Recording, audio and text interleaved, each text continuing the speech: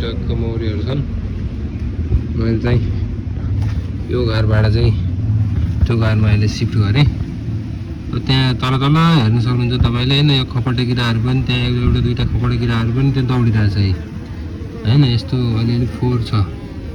अब यसलाई चाहिँ सट्ट सफा गरेर यो पालहरू पनि सब टालिदिएर अनि चाहिँ फेरि मैले सेट गरिदिन्छु यसैमा होइन।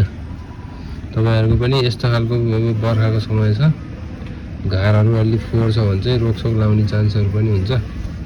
अलिकति अवेर रहनु होला यो कुरामा, सफा गरेर चाहिँ दिनु होला मौरीलाई चाहिँ दिँदाखेरि। अब यहाँ एउटा दुईवटा खपटे किरा देखियो, विच इज नट गुड। अनि यहाँ अलिअलि फोहोर भएको कारणले चाहिँ मैले यसलाई खोलेर आज अनि त्यहाँपछि सफा गर्छु। त्यो घारलाई चाहिँ मैले ट्याक्कै मजाले आगोले पुरै पोलेर वरिपरि होइन, अनि त्यहाँपछि त्यो पालहरूमा पुरै माटोले चाहिँ लिप्दिए जस्तो गरेर कि बन्द गरिदियोस्, च्याट्ट बन्द गरिदिएर अनि अब एकछिन घाममा सुक्न दिइरहेको अवस्था छ। अब एकछिनमा मौरी राख्ने हो यसमा साथीहरू। मैले यसैमा सिफ्टिङ गरिसकेँ ट्याक्क ल्याएर।